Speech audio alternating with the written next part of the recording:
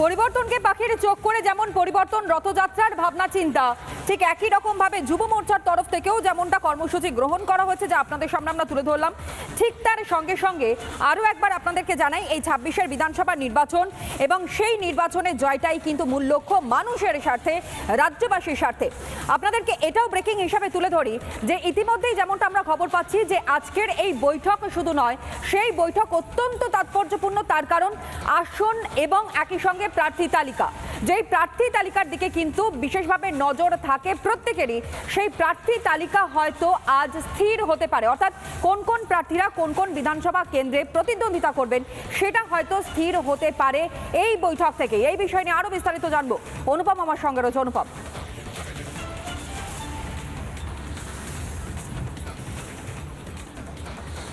দেখো, সামনে যেহেতু নির্বাচন রয়েছে তাই প্রার্থী বাছাইয়ের কাজ বিজেপি প্রায় সেরে ফেলেছে। সূত্র যেটা আমাদেরকে দাবি করছে যে এই যে প্রার্থী তালিকা তৈরির ক্ষেত্রে যেটা মূলত প্রয়োজন হয়, প্রত্যেক জেলা সভাপতিকে ডেকে সেই প্রার্থী বা সেই বিধানসভার একাধিক প্রার্থীকে নিয়ে আলোচনা, তারপর একটি চূড়ান্ত সিদ্ধান্ত। আজকে যেটা খবর পাচ্ছি যে দক্ষিণবঙ্গের সমস্ত জেলা সভাপতিকে ডাকা হয়েছে এবং এই বৈঠকটা অত্যন্ত গোপনীয়তার সাথে বিজেপি করতে চাইছে। এটা প্রকাশ্যে বিজেপি আনতে চাইছে না। বিজেপি চাইছে এই বৈঠকটা যে গোপনীয়তার সাথে রেখে যে প্রার্থী তালিকা সেটা চূড়ান্ত করে দিতে। যদিও রাজ্য বিজেপি নেতারা তো এই চূড়ান্ত প্রার্থী তালিকার ওপর শিলমোহর দেবে না, এটা দেবে কেন্দ্র। স্বাভাবিকভাবে এখানে তৈরি হয়ে যাওয়া প্রার্থী তালিকা সেইটা পাঠানো হবে দিল্লিতে। দিল্লি থেকে সবুজ সংকেত এলে এবারের বিধানসভা নির্বাচনে খুব সম্ভবত, যদি খুব ভুল না হয় বা বিজেপি যদিও এখন এই বিষয়ে সিদ্ধান্ত নেয়নি, এবারের বিধানসভা নির্বাচনের প্রার্থী তালিকা পশ্চিমবঙ্গ থেকে বসে ঘোষণা করা হতে পারে।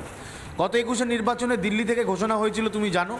সেক্ষেত্রে দাঁড়িয়ে বিভিন্ন সমালোচনার মুখে বিজেপিকে পড়তে হয়েছিল। তবে এবার স্ট্র্যাটেজি বদলে দিতে পারে বিজেপি, যেহেতু বিপ্লব দেবের মতন বাংলা ভাষা জানা মুখকে বিজেপি এ রাজ্যে দায়িত্ব দিয়েছে। মঙ্গল পাণ্ডে দীর্ঘদিন ধরে রয়েছেন পশ্চিমবঙ্গে, বাংলা ভাষার সাথে ওতপ্রোতভাবে জড়িয়ে রয়েছেন। এছাড়া অন্যান্য যে সমস্ত নেতারা রয়েছেন যাদেরকে দীর্ঘ সময় ধরে, এই নয় যে নির্বাচন আসার ২ মাস আগে তাদের পাঠানো হয়েছে, কেউ ২ বছর, কেউ ৩ বছর, কেউ ২১-এর পর থেকে লাগাতার কাজ করছে। ফলে বাংলা ভাষা সম্পর্কে তারা রপ্ত হয়েছেন, বাংলা ও বাঙালির আবেগের সাথে তারা রপ্ত হয়েছেন এবং বাংলার কালচারের সাথে তারা রপ্ত হয়েছেন। তো মনে করা হচ্ছে যদি কেন্দ্রীয় নেতৃত্ব সবুজ সংকেত দেয় তাহলে প্রার্থী তালিকা পশ্চিমবঙ্গের মাটিতে বসে ঘোষণা হবে, এক। দ্বিতীয়ত হচ্ছে দক্ষিণবঙ্গের প্রার্থী তালিকা আজকে চূড়ান্ত হয়ে যেতে পারে। উত্তরবঙ্গে যেহেতু বিজেপির ভালো ফলাফল রয়েছে তাই সেখানে খুব বেশি পরিবর্তন সম্ভবত বিজেপি আনবে না, কিন্তু দক্ষিণবঙ্গের ক্ষেত্রে বেশ কিছু পরিবর্তন আনা হবে।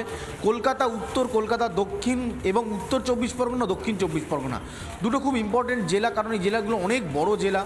এক্ষেত্রে এই সমস্ত জেলার প্রার্থী তালিকা নিয়েও কিন্তু বিজেপি খুব সতর্ক। এমন মুখ্য প্রার্থীদের করা হচ্ছে যেটা সূত্র দাবি করছে যে তার বিরুদ্ধে কোনো অভিযোগ নেই, এমনকি কোনো দুর্নীতির অভিযোগ নেই।